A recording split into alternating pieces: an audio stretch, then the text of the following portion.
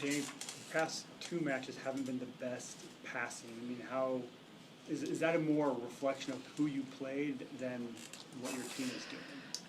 Yeah, I mean, we're putting up some pretty incredible numbers, so I'm not too concerned about passing. I think we're playing some great jump servers. I think passing stats can be skewed certain ways if you want to justify them. So, yeah, I'm not too worried about it. I think it's like the only thing that people are like nitpicking us about, and we're setting records offensively, and Bergen's playing great. So, is what Bergen's doing making this offense passing proof almost? Or I just think Bergen's playing great, and Ace again heavily skews. So we were talking about if we get aced, there's no offensive number with that. So, I think that helps our offensive numbers. It's just a point. How much can you use this past week of upsets around the country as a teaching point or a message going forward? But we probably won't talk about it a whole lot. Again, we're pretty focused on ourselves, and that's been really impressive. What this team has done has just been focused on getting better here and there, competing with each other, not taking opponents for granted, which, I do think there's teams like Oregon is a good example. They're much better than their record, and they can play very clean and got some great players. So I think our players understand how thin the line is this year and every year in volleyball. Like, there's players all over the country that can take over matches and can get hot, and you can find yourself in a pretty tough situation really quick in our sport.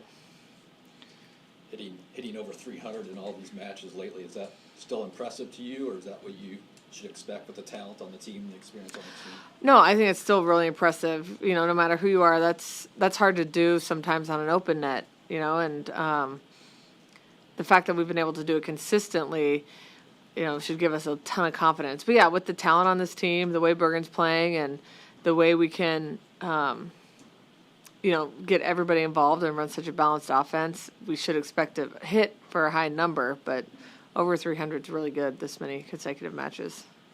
Bergen was just named Co-Big Slayer of the Week for maybe third time or fourth time? Third time. What has she done the past couple of weeks that maybe has taken her game that much to the next level?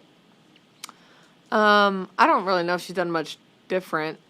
I think she's making read decisions like she was early. She's blocking balls. She's being aggressive. I think she's done a great job of following the game plan. So you can see some games we're setting a certain position a little more. Some days she's more aggressive, attacking. So she's done a really good job of, again, following a game plan and just being able to excel in that, which I think can be tough, where you can get really comfortable doing the same thing over and over, but to switch it from game to game like she's been, and that's what makes her unpredictable, and what makes us unpredictable, is because we're not doing the same thing every single match.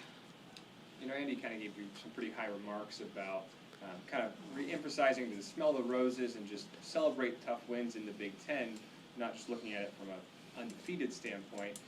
I guess, where does that coaching philosophy come from, and how do you see it kind of transcend the players' moods after some of these matches?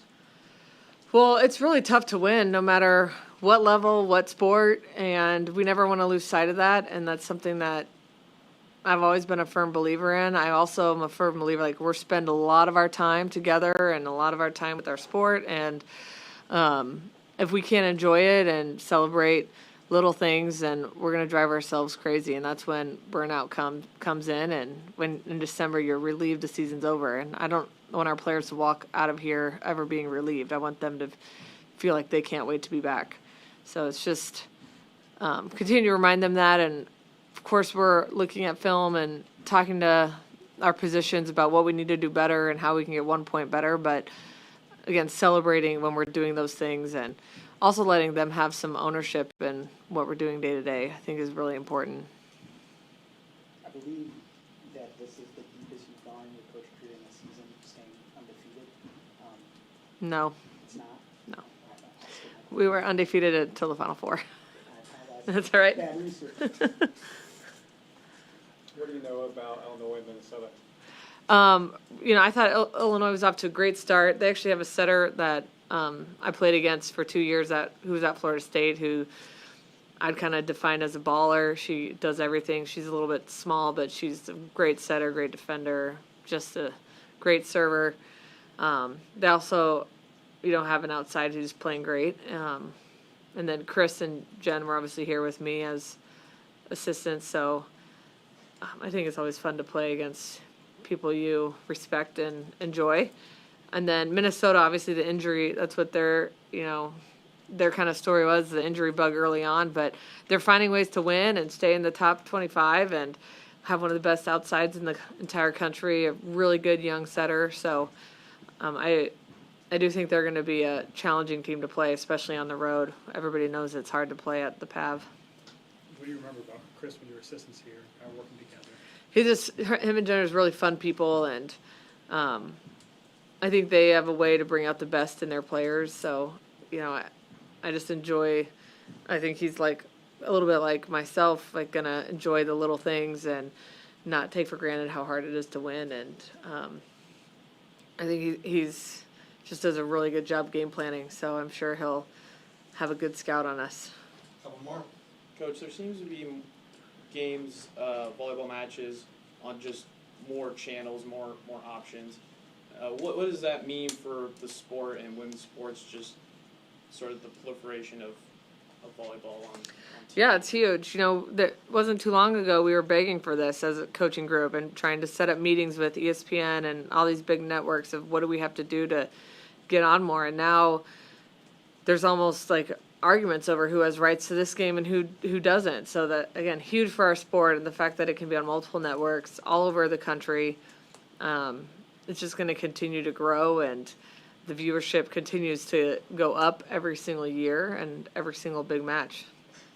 This Saturday, I know you guys will be in Minnesota, but there'll be 6 high school state championship matches here at the Bob. Just how special is that for some of the high school athletes here in the state, and will you be kind of keeping an eye on your Freeman Falcons in Class C too? Yeah, I think it's very, very special to play here, and it was always a big deal. I remember whether it was volleyball, mainly basketball, because I played at Pershing Auditorium in volleyball.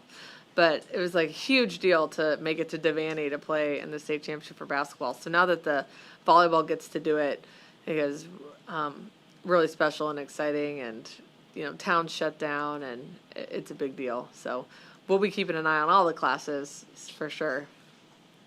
How do you assess how Brennan's been doing calling serves? I mean, have you been helping him out, or do you just let him have that?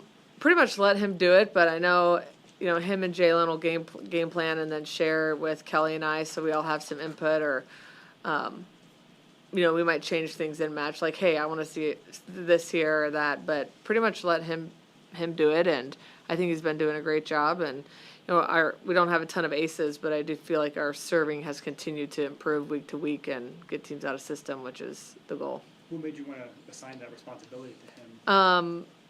I basically just asked Brennan or Kelly who wants to do it, because I'm like, I forget. I'll be in the game and the server will be looking at me like waiting for the call, so I can't do it, or I'll forget from time to time. And Brennan was the first one to say, I'd love to do it, so that's what we stuck with.